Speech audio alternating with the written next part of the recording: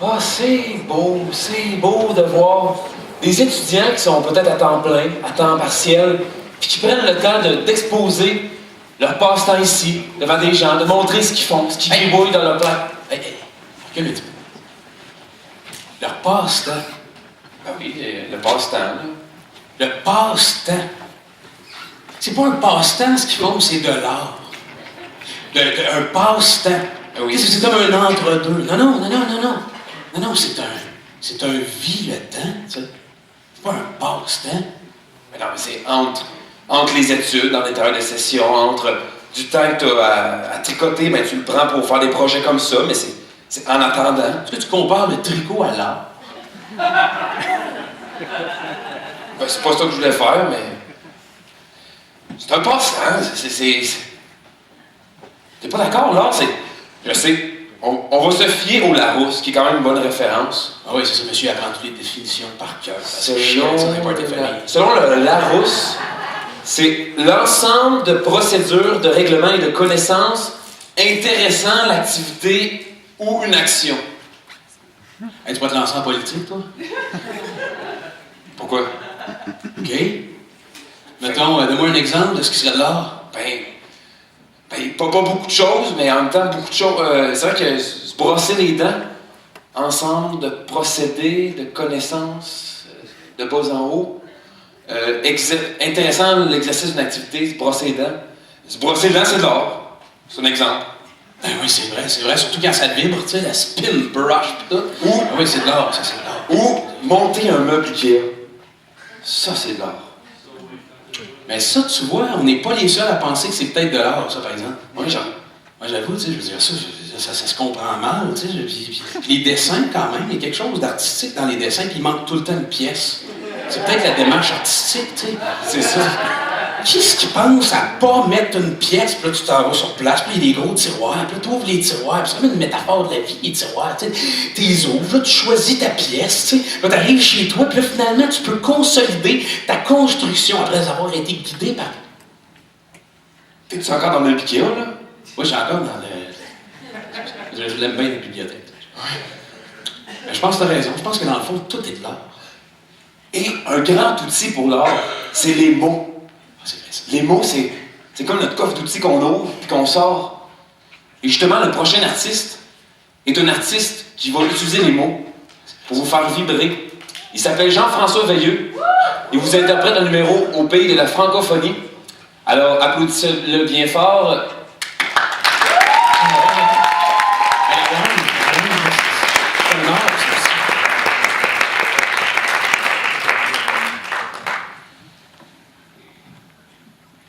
Bonsoir, je m'appelle Jean-François, j'ai 30 ans, je viens du Bas-Saint-Laurent. Je suis enfant unique et j'ai toujours été de nature très timide. La plupart d'entre vous me connaissez comme batteur ou comme percussionniste, mais j'ai toujours aimé chanter. Et grâce à mes études en musique au cégep de Drummondville, c'est ce qui me permet d'être devant vous ce soir, de relever le défi seul et de vous interpréter 2 pièces a cappella de 2 époques différentes. La première a été composée en 1589 par Thoineau Arbeau et elle est donc écrite en ancien français. Ça va être normal, donc s'il y a des mots que vous trouvez étranges ou incompréhensibles. Cette pièce est une ballade romantique qui s'intitule « Belle qui tient ma vie ». Et comme je suis récent célibataire, je la dédie à toutes les femmes de la salle.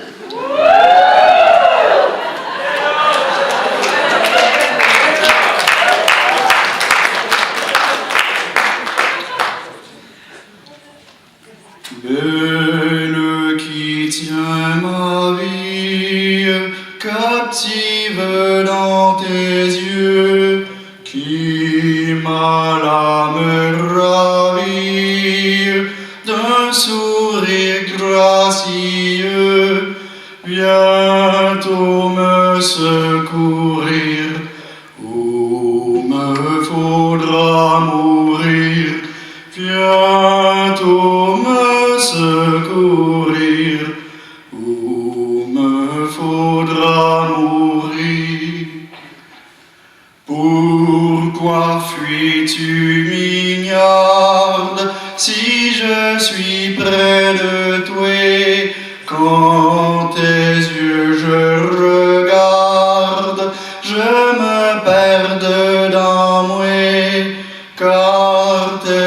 perfection, change mes actions, que tes perfections, change mes actions. Tes beautés et ta grâce et tes divins propos ont échauffé la glace qui me gelouait les os et ont rempli mon cœur d'une amoureuse ardeur et ont rempli mon cœur d'une amoureuse ardeur.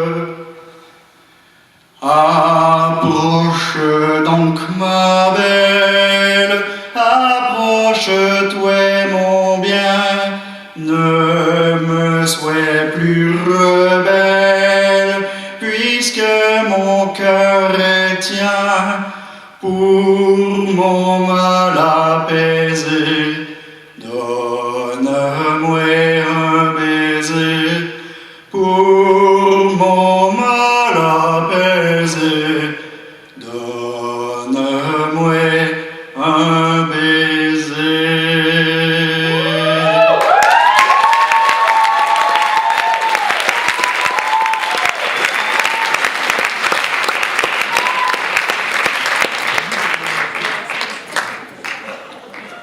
Alors, la deuxième et dernière pièce, elle est tirée du folklore canadien. C'est une pièce du 19e siècle qui est à propos de l'esprit de la grande révolte de nos patriotes qui sont battus en 1837-38 et qui est dans le fond notre Révolution française. Cette pièce a été popularisée entre autres par Jean Lapointe dans le film Les Ordres et a été reprise par la suite notamment par Garoulou, Yves Lambert et Fred Pellerin.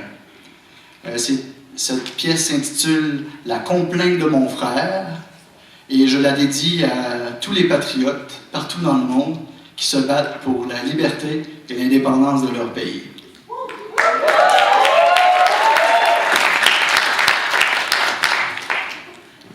C'était au mois d'octobre à Saint-Joseph d'Alma. Malgré ma vie sobre, devrait se finir là. Et peine adieu ma mère, adieu tous mes parents. Voilà que je vous quitte aujourd'hui pour longtemps. Écoute mon histoire, jeune homme qui a voyagé. J'ai toujours dans mémoire d'avoir l'éternité. La mort peut apparaître sans que vous l'attendiez. Avec sa main de traître, elle pourrait vous frapper. C'était au mois d'octobre à Saint-Joseph d'Alma.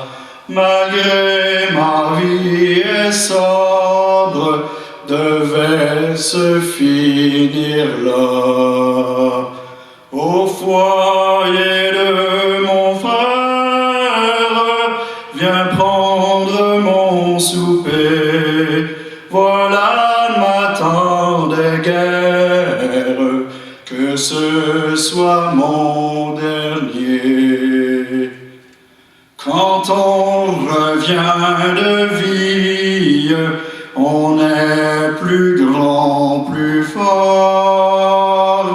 Et alors on se rit d'avoir eu peur de la mort.